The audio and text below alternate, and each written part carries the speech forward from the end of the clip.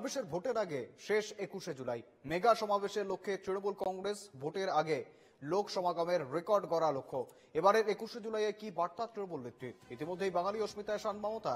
বুধবার ভিন রাজ্যে বাঙালি হেনস্থার অভিযোগে পথে নামেন তৃণমূল নেত্রী। 21শে জুলাইয়ের মঞ্চ থেকে ভোটের রোডম্যাপ বেঁধে দেবেন মমতা। অর্থাৎ 21শে জুলাইয়ের এই মঞ্চে মমতার কি ভাষণ থাকে, মমতা কি জানান, সেদিকে অবশ্যই নজর থাকবে।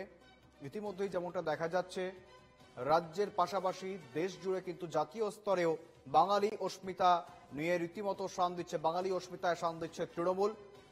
রাজ্যে গতকালই আমরা দেখেছি মমতা বন্দ্যোপাধ্যায়, অভিষেক বন্দ্যোপাধ্যায় তারা নেমেছিলেন বাঙালিদের হেনস্থা করা এবং প্রতিবাদ অপমান করার প্রতিবাদে।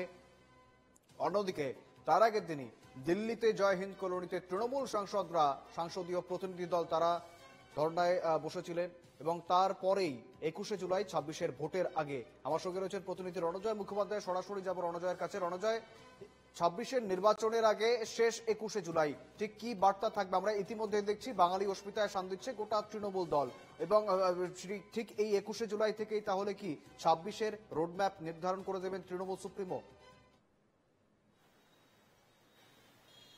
একদম শুভেন্দু, দেখো 21শে জুলাই কি হবে সেই বার্তা বা তার যে আভাস, সেই আভাসটাই সুরটাই বেঁধে দিলেন মমতা বন্দ্যোপাধ্যায় বলা যেতেই পারে।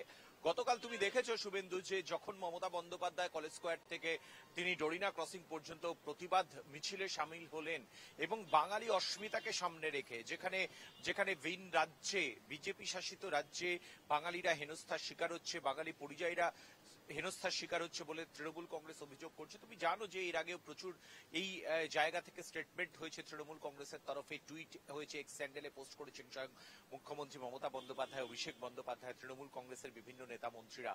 এবং তারপরে একদম শহর কলকাতার রাজপথে বৃষ্টি মাথায় নিয়ে মমতা বন্দ্যোপাধ্যায়ের এই মিছিল গতকাল, এবং সেখান থেকেই ধর্মতলায় যে প্রতিবাদ মঞ্চ, সেখান থেকে কিন্তু 21শে জুলাইয়ের সুরটাকে বেঁধে দিলেন তৃণমূল নেত্রী মমতা বন্দ্যোপাধ্যায়। এবং সেটা শুধুমাত্র রাজ্যের জন্য নয়, শুধুমাত্র আঞ্চলিক স্তরে নয়, জাতীয় রাজনীতির ক্ষেত্রে। এবং কি বার্তা দিলেন 21শে জুলাইয়ের মঞ্চ থেকে, সেটা কিন্তু আরো বিশদ আকারে প্রতিষ্ঠিত হবে বলেই মনে করছে রাজনৈতিক মহল।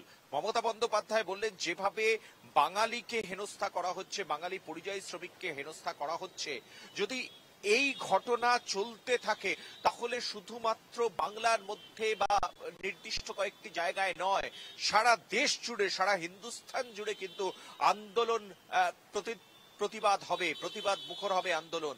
এবং সেখান থেকেই সরাসরি দিল্লিকেও বার্তা দিলেন মমতা বন্দ্যোপাধ্যায়। 2026-এর পরে এর পরের যে ইলেকশন থাকবে, সেই ইলেকশন অর্থাৎ 2029-এর কথা বলতে চেয়েছেন, সেখানে বিজেপি নয় ইন্ডিয়া অ্যালায়েন্সই ক্ষমতায় থাকবে। এবং যদি তারা এরকম ভাবে আচরণ করতে থাকে তাহলে 2026-এর পর তাদের স্থান হবে, বিজেপির স্থান হবে ডিটেনশন ক্যাম্পে। সেখান থেকেই মমতা বন্দ্যোপাধ্যায় স্পষ্ট স্বীকারোক্তি, আমি আমার মাতৃভাষা বাংলা ভাষাকে শ্রদ্ধা করি, সম্মান করি, গর্ব আমাদের মাতৃভাষার জন্য। সেরকম প্রত্যেকটা ভাষার ওপরেই আমাদের সমান শ্রদ্ধা রয়েছে, সমানভাবে আমরা সম্ভ্রম দেখাই। অর্থাৎ তুমি জানো যে এই যে ভাষা নিয়ে যে বিবাদ শুরু হয়েছে, মাতৃভাষা নিয়ে যে বিবাদ শুরু হয়েছে, এবং দিকে দিকে বাংলার যারা পরিযায়ী শ্রমিক রয়েছেন, ভিন রাজ্যে কাজ করতে যাচ্ছেন, সেখানে মুখ্যমন্ত্রী বলছেন আমাদের এই রাজ্যেও কিন্তু বাইরের রাজ্যের শ্রমিকরা আসেন, তারা কাজ করেন এবং তারা মাথা উঁচু করে কাজ করেন, সম্পূর্ণভাবে নিরাপদভাবে সিকিউরিটি থাকে এই রাজ্যে, কখনো কিন্তু তার অন্যথা হয় না। এই জায়গা থেকে পশ্চিমবঙ্গের মানুষরা যখন যেখানে তারা কাজ করতে যাবেন, সেখানেও যাতে তারা একই সম্মান পান, সেই বিষয়টিকেই কিন্তু প্রতিষ্ঠিত করেছেন মমতা বন্দ্যোপাধ্যায়। গতকাল তুমি জানো যে শুভেন্দু, গতকাল 21শে জুলাইয়ের আগে 5 দিন আগে এরকম বড় প্রতিবাদ সমাবেশ বা কলকাতা শহরের রাজপথে মমতা বন্দ্যোপাধ্যায়ের মিছিল সচরাচর তৃণমূল কংগ্রেসে হয়নি। এতটাই সেন্সিটিভ, এতটাই সংবেদনশীল, যে কারণে পথে নামতে হয়েছে 5 দিন আগে মমতা বন্দ্যোপাধ্যায়কে। 21শে জুলাইয়ের 5 দিন আগে আমি তোমায় একটু দেখানোর চেষ্টা করছি, যেই মঞ্চ 21শে জুলাইয়ের এই মুহূর্তে মঞ্চ প্রস্তুতির কাজ চলছে, এখান থেকেই বার্তা রাখবেন তৃণমূল সুপ্রিমো মমতা বন্দ্যোপাধ্যায়। মঞ্চ প্রস্তুতির যেভাবে কাজ চলছে, তুমি জানো যে খড়গপুরে যখন প্রধানমন্ত্রী এসেছিলেন এবং সেই সময় মঞ্চ ভেঙে পড়েছিল, তারপর থেকে কিন্তু 21শে জুলাইয়ের মঞ্চেও ব্যাপক পরিবর্তন এসেছে। লোহার বিম রয়েছে, লোহার বিমই কিন্তু লোহার বিমের কাঠামোই কিন্তু সম্পূর্ণ মঞ্চ প্রস্তুত হচ্ছে। এই মুহূর্তে যে মঞ্চ, যে মূল মঞ্চ আমি দেখাচ্ছি, তোমায় দেখানোর চেষ্টা করছি, সৌমেন দেখাচ্ছে মূল যে মঞ্চ, সেই মূল মঞ্চ ত্রিস্তরীয় মঞ্চ করা হয়েছে। ত্রিস্তরীয় মঞ্চ করা হয়েছে, যেই মঞ্চের তিনটে ধাপ 11 ফুট, 12 ফুট এবং 13 ফুট উচ্চতায় এই তিনটে ধাপ থাকছে। এবং যে মূল মঞ্চটা, সেই মূল মঞ্চ সুবিশাল মূল মঞ্চ, যেখানে 80 ফুট বাই 42 ফুটের মঞ্চ তৈরি করা হয়েছে। এর পার্শ্ববর্তী, মূল মঞ্চের পার্শ্ববর্তী আরো দুখানা মঞ্চ থাকবে ডিরোজিও হাউসের ঠিক লেফট সাইডে বাঁদিকে আরো দুখানা মঞ্চ থাকবে। সেই মঞ্চে থাকবেন যারা শহীদ পরিবারের মানুষজন, তারা থাকবেন। জেলা থেকে যে প্রতিনিধিরা আসবেন, তৃণমূল কংগ্রেসের জেলা পরিষদের সদস্য থেকে শুরু করে তৃণমূল কংগ্রেসের শাখা সংগঠনগুলোর যারা প্রতিনিধি রয়েছেন তারা থাকবেন। এবং এইভাবেই কিন্তু মঞ্চগুলো সেজে উঠছে। এখন তার চূড়ান্ত প্রস্তুতি চলছে। তুমি জানো যে গত পরশুদিন এই মঞ্চে খুঁটি পুজো হয়েছে।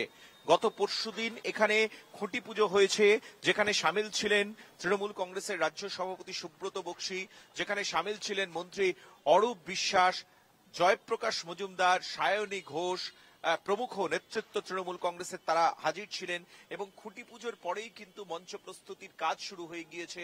এবং ইতিমধ্যে যে সম্পূর্ণ যে কাঠামো, লোহার কাঠামোর ওপরে কিন্তু এই মঞ্চ তৈরি হচ্ছে। এবং মঞ্চের যে তিনটে স্তরের যে প্রাথমিকভাবে যে প্লাইউড বসানো, সেই প্লাইউড বসানোর কাজও কিন্তু ইতিমধ্যে সম্পন্ন হয়ে গিয়েছে। আর কয়েকটা মাত্র দিনের অপেক্ষা।